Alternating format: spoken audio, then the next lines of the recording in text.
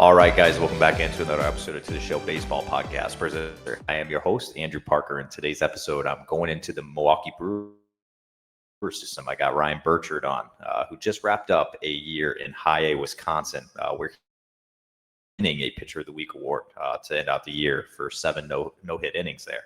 And so he ended up obviously ending on a very good high note, and talk about his end of the season, his 2025, obviously being healthy. He eclipsed 100 innings for the first time in his career this year. So we do talk about that and what's in store for the offseason.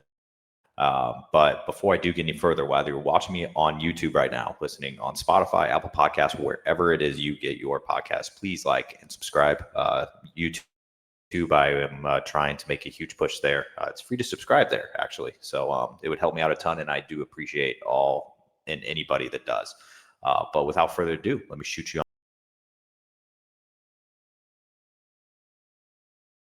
All right, I am joined by Ryan Birchard, and who is just coming off the end of the season for himself in Wisconsin. And you had a pretty good end to your 2025 season, and that's exactly where I want to start today. Obviously, you had, a week where you were named the Pitcher of the Week there for Wisconsin, and you ended up obviously ending on a very strong note. But I guess looking back at 2025, what sticks out to you the most? Yeah, no, 2025, I'd say it was a good year. Minus a couple things. Biggest thing for me was coming back this year after missing most of the 2024 season with an injury. I got hurt after that first game and missed most of the year. So I think big thing was just coming back this season, staying healthy, getting my innings up to where they should be as a starting pitcher, and just performing. Yeah, you had just mentioned to get the innings up, you eclipsed 100 innings for, looks like, I'm looking back, one of the first times dating back to at least 2022. Are you tired at all? Are you feeling it right now? Yeah, I mean, definitely the most innings I've ever thrown, ever. I've never even really sniffed 100, honestly. But towards the end, yeah, it's more of a mental tiredness, to be honest, than physical. Arm starts to get a little tired. Things start to get a little tight, But yeah, I'd say the mental tiredness is just like the everyday showing up doing the same thing, since January. That's kind of what got to me. But every time I was going out to pitch, I was excited to be there. Was that something that you had kind of, I don't know if you're like a goals guy or anything like that, but coming into this year, obviously having the injury last year and the 20 plus innings or whatever you had, going into this year where you're like, I want to hit 85 innings. I want to hit this. Was that something you had circled?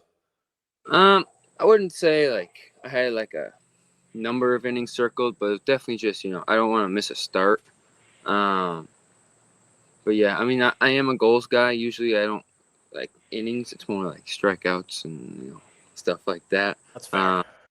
But because I know, like, if I can get a lot of innings, usually, hopefully, I get a lot of strikeouts.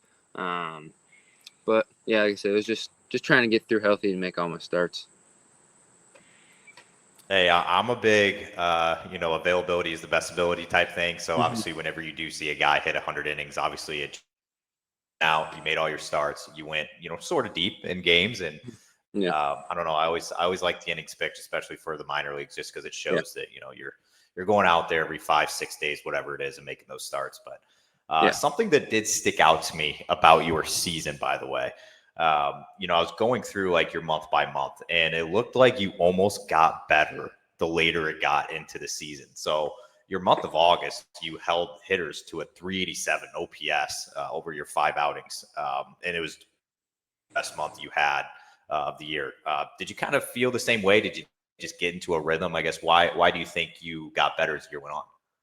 Yeah, no, I think honestly, even like I gotta get back in like the flow of things. I know that was honestly a little late to get back in the flow. I was doing it for a while up until that point, but like, yeah, I don't know. I feel like as the season goes on, my body just gets more comfortable. I kind of know how to like what I'm gonna do with hitters.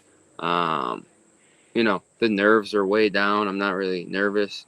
But yeah, I'd say, as the season goes on, I just get more like comfortable, I guess. And like that, usually tends to have success. Yeah, and obviously you're heading into your off season now, and last year was a little different with you obviously having the injury last year and then pitching in the fall league in 2024. Do you have anything planned this off season? You're going to stay at home and train. What does it look like for you now that you're into your off season? Yeah, no, I'm home right now for a couple weeks. I'm gonna go back out to Arizona for a camp the Brewers are doing in October, and then last off season after the fall league, I stayed out there. Um, it just gets cold here. I can't. There's nowhere to throw, and no one to throw with. So me and a buddy are gonna stay out in Arizona. And, I just had my off season out there, and I'd assume I'd be back in January for starters camp. But yeah, nothing crazy. Just kind of hanging out right now. Not throwing, just spending time with the family and the dogs. Is that a kind of like some I hear both sides, some guys obviously that, are like your last fall, you had, that time in Arizona to pitch in that league. And some guys, kind of love it. Some guys hate it. They're just like, oh, have like your normal off season, I guess you could say. Is that kind of a benefit of this off season where you you had a healthy season, you're going into the off season healthy, you're able to kind of have a normalish off season. Is that benefit you in 2026? I think so. I think time home is beneficial for everyone. I think everybody needs it. I don't care really how much you love baseball or being around the game. I think being home around people you're just, I guess, like comfortable with. Everyone needs it, but yeah, I'd say it probably will help out for next year for sure. But usually a couple weeks go by. I'm already starting to get the itch again, honestly, to play baseball. So usually once I get the itch, I'll go back out to Arizona and I'll just start doing baseball again. That's so interesting to me. I'm always curious when, kind of people get the itch and things like that. And I always have heard it's usually like around Christmas time, the holidays, where it's like, okay, Mm-hmm. after Christmas is over, it's time. But you're telling me just season, you already got it. Yeah. I would say it's not like full blown itch. It's like a little almost like I don't know what to do with myself itch. But like you're right. Like after Christmas is like, all right, the season's here. You know what I mean? Even though it's not, but like it's here. I'm gonna start. That's when bullpens start, live at bats start. It's when you really start to get going. So yeah. Yeah, I think I saw on a Twitter account or something the other day post like, oh, less than, I don't even know what it was, like 5 months until spring training report day. It's like, holy cow, it's already here, man. But all right, for yourself, obviously, we were kind of talking earlier. You're an upstate New York guy. I consider you very New Yorker through and through. And I think upstate New York is absolutely beautiful. But you had the chance to play in Wisconsin all of this year. What were your thoughts on spending a whole year there and just getting to play there? I'd say the fans do show up every night, throughout the week, any day. What's cool about being in Wisconsin is like those are like Brewers fans. Like so they're not coming. Like say part of a different organization that's across. You know what I mean? Like they're big league teams across the country, and you're on the other side. You're probably not getting too many. I don't know, Marlins fans in California, to be honest. Oh yeah. Yeah. So I think that was cool. The fans were great. Yeah, I say the fans. The fans are awesome. Yeah, great stadium. Yeah, I think you kind of the nail on the head there, where it's like one of those things where like for the Giants, for example, I'm pretty sure their high A team is in Richmond, Virginia, and Yeah. I'm like that. I don't know how that makes like a lot of sense. You know what I'm saying? It's like you don't really have like Giants fans in Virginia. Mm-hmm. Yeah. So I do understand that, where it's like, hey, their high A team is literally in the state of their MLB team, so it's probably people that root for that team around you. So totally fair on that statement there. I guess rolling into the offseason, you said you're going to go down to Arizona to kind of get a good head start. You got the itch again. Heading into now, I feel like it's probably for you, it's probably been forever since you've been drafted, but it's years now since you officially became a professional baseball player. So for yourself, heading into another spring training this year, do you have anything in mind that you're trying to get out of the spring training six now that you've completed a full year in high A? You're probably pushing for next year. Like, what are you trying to get out of spring training? Anyone looks at the stuff it plays, but hopefully still continue to play for the rest of my career. But I need to cut down on walks big time. It's just, I got way too many walks. I got to come in spring training, just, even if I just cut the walks in half, I'll be fine. And like you said, pushing for AA. I was kind of hoping for the end of the season maybe, but then, I start to factor in the innings and, what the needs are above. So, I kind of, that was kind of out the door, in my opinion. But, yeah, definitely coming back spring training, need to work on the walks. Just cut those in half, and I think, I'll be good.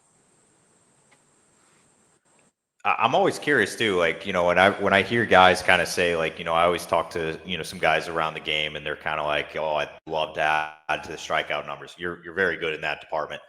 Then, you have guys as well that's like, hey, I do want to cut the walks. Like, what does that look like? I guess what kind of things could you do? Like,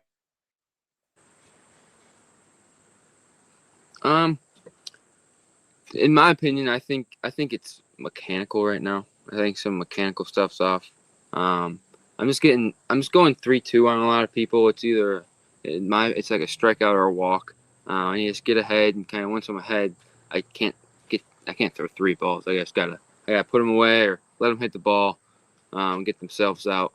But I think, I just gotta get ahead, stay ahead, and put them away. I think that's just what I gotta do. And some people may think I'm not trying, but that's what I'm always trying to do. It just doesn't really work out sometimes. yeah, it's sometimes probably fans are kind of ruthless, especially the higher you go into the system, the more eyeballs you have and everything like that. So totally valid. All right, so I'm gonna shoot a little off the field here. It's just a few questions I like to ask just to see what you're kind of like off the field. And I'm gonna be completely honest. When I looked at your Instagram page, you were like strictly baseball. Like you're a baseball guy, which I love. You don't give away much else. So I'm gonna ask this: if every Monday in the minor league season you had an off day, so every Monday was free. Let's say you weren't on a bus ride somewhere, or now that you're back home, you got some downtime. What are you doing in your free time? So in the season, I like to cook. A lot of guys play golf. I can't hit a golf ball. Okay. Yeah. So the guys, honestly, they go golf, and I'd be like, "What do you got?" I'd make food, and they all come over and we eat. Hang out, watch baseball. What they always wanted was chicken cutlets. I make good chicken cutlets, apparently. But when I'm home right now, it's a whole lot of nothing because all my friends are out of school now and they got real jobs. So they're working, and I'm just kind of sitting here. I'll go work out and I'll just hang out. I'm a big hangout guy. Hey, that's got to be a weird feeling, by the way. You kind of said that. It's like, hey, like my friends I grew up with, they're at school or they're working a day job. So I'm like, yeah, this is my off time. I'm like, you guys don't want to do anything? I got work. I'm like, well, I guess that's important, yeah, I mean, I did see something. I see you repping your New York Giants there on the hat, and Yeah. I'm assuming that the game yesterday probably ripped your heart out a little bit. Well, 2 days ago. Sorry about that. Well, yeah, I'm not gonna sit here and lie. I'm not a diehard Giants fan, but that's who I watch. That's what my family watches. A lot of people think like, oh, you're not the Bills. No, the Bills. I was gonna ask that. It's like strictly Western New York, in my opinion. Like, you get to Rochester, it's like okay, and then like Western New York, Central New York, it's like Cowboys and a little bit of Bills and Giants and Jets and yeah. But yeah, it was painful. I mean, Russell Wilson decided to be the best quarterback ever that day, and we still couldn't win. But the 100-something yards and penalties probably didn't. We lost the game for ourselves. That's what happened. When I saw him throw up that like 60-yard bomb to neighbors, and I like gasped out loud. It was like, holy cow, I that was know. incredible. But obviously, it didn't end well for the good guys, because I don't know who likes the Cowboys, but Nobody. yeah, I apologize to anybody listening if they are a Cowboys fan. But yeah, I was rooting for the Giants, but it was tough to see. But so you're not a diehard, and that was actually going to be another question for myself. Being where you are in New York, so I've been in New York. It's a big state. A lot of people just think it's New York City, and then you got like a bunch of nothing, which I don't know if there's a lot of country out there. But growing up though, for yourself, like with baseball and watching like baseball players, like who did you gravitate to the most? Well, growing up, it was Mets, not the Yankees. My dad was, my dad just always a Mets fan, so that's what we grew up watching. When Harvey, DeGrom, Syndergaard, when they were all there, growing up watching them, I'd always be excited. It's kind of changed once I get into pro ball, because I almost like look at this as like competition, like this is where I'm trying to be, so it's honestly weird that the way I watch baseball now than like growing up. But yeah, it was always the Mets, and I think they've always had good pitching, so I think that it was fun to watch. Yeah, no, I always find it fascinating too, because you're just kind of like in that area where I feel like you can choose either side, and it's like nobody's gonna like bat an eye. It's like, oh, like he chose the Mets, or like, oh, he chose the Yankees. Like I just feel like you choose one. All right, well, I got a couple questions left for you here, and I will let you slide. So I always like to shout out where you kind of came from, for college purposes, or if you came straight out of high school, whatever it is. You are going to be the very first guy I've ever had on here that came from Niagara County Community College. I'm not sure if that's a surprise for you, but I've done over like 200 of these, and I've never had anybody from there. So I got to ask, like, obviously when you are sharing locker room, and you were a 5th round pick too. So it's not nothing. So you're sharing locker room with all these guys coming from SEC schools, these ACC schools, like, the Big 10, 12, all the big college programs, and they're sharing the same locker room that you are. Do you keep that chip on your shoulder? Is that something that you always with you, that you kind of like, I had to like, kind of put in some little extra work to get here? Well, I'd say I'm very proud where I came from. It's kind of like the cards I was dealt throughout my career. I couldn't go to a big school like that. But yeah, I'm very proud to how it happened, and I wouldn't change it at all, because I got drafted after 2 years, 4-year school. I have to wait 3, blah blah blah. It made me really realize that, like, we didn't have a lot of stuff. We're like throwing in the parking lot, stuff like that, like very JUCO. Definitely taught me some grit. And then, getting drafted and all that, and coming to pro ball, I'd be lying if I said I wasn't like, oh, there's no way I'm as good as this guy, because he threw in the SEC. And then, it plays out itself. You realize, just as good or, better than people that are there. And no, it doesn't surprise me that I'm your first guy from Niagara Community College at all. Yeah. Yeah, I feel like I've been saying that a lot lately, to be honest. Like I've been getting guys from like all over the place. I just had one of your teammates on, Tanner Gillis, on. Oh yeah. A unique guy too. And Another it's like I'm getting guys from all over the place now. Yeah. Yeah, incredible. That's kind of why I started doing this, just because every guy isn't a guy from Vanderbilt or LSU or whatever it is in professional baseball. It's like guys like yourself and Tanner, and like all those guys out there that are just at a completely different route. They're still in the exact same spot that these other guys are. So I find it fascinating. So I do want to follow up question on the college thing before I do let you slide. I did see you had committed to Oregon, which kind of threw me through a loop a little bit, because you're a New York guy and you committed to probably one of the schools that's as far away as possible from home and where you grew up. So why Oregon? Why were you going to go to Oregon? So I was a UConn commit for a while. Loved UConn. I was gonna be in the Northeast. Parents would drive. You know what I mean? It's kind of fit everything. Oh yeah, that made sense. When my official, we played UConn at my junior college, but we went to their place. We played them, and I just loved it as soon as I got there. Absolutely loved it. And I was hurt during that time, so I didn't get to throw. Fast forward a couple months, I throw open. Honestly, the coach kind of calls, and the rest is history. They offer me. But then, UConn is also like a pretty good school outside of sports, and me being a sports guy and not a huge school guy, things just didn't line up.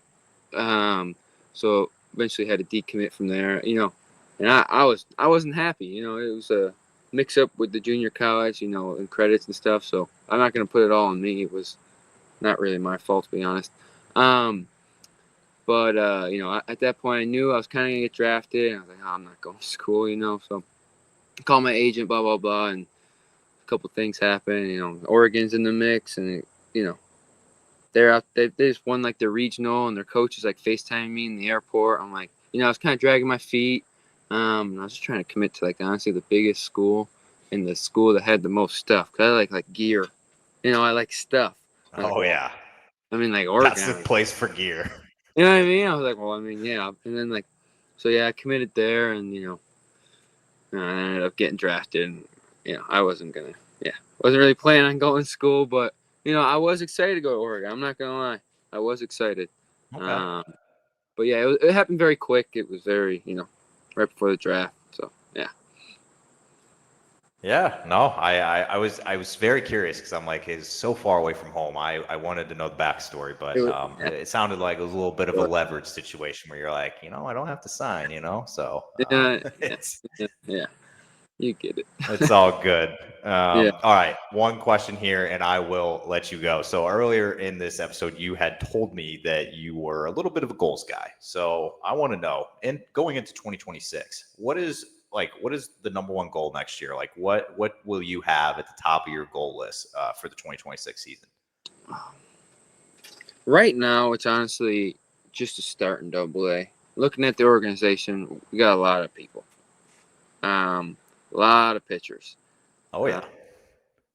So, and some of those people, like their time is AA too. And technically, I feel like I'm on the younger side still a little bit when I compare to those pitchers.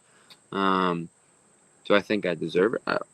Like I said, I think that's the goal number one right now, because nobody really makes it clear with the Brewers, like where anybody's going. You see people start there, they end up in, back in high A, but it's like all over the place sometimes. But yeah, I'd say definitely I gotta show up to spring training, show them I command the zone a little better, and I think, I'll hit that goal, start the season right away, and then, throughout the year, again, it's just make all my starts and, try not to walk as many people and still try to strike everyone out. It's pretty simple mindset. But yeah. No, I like it. And also, I learned a long time ago to never try to play for minor league baseball, because it will absolutely just mess with your head. Because I have also had those thoughts of like, why is this guy not here? And why is this guy there? And it's just like, you'll drive yourself crazy. Yeah. I mean, people do. I see it every day, So you just got to kind of just, play where you are, and, the rest will work out. Oh, yeah. No, I get it. All right. Well, Ryan, appreciate all the time. Obviously, wishing you best of luck going into your healthy off season, and obviously spending some time in Arizona and going into next year. But thank you so much for doing this and hopping on. Thank you for having me.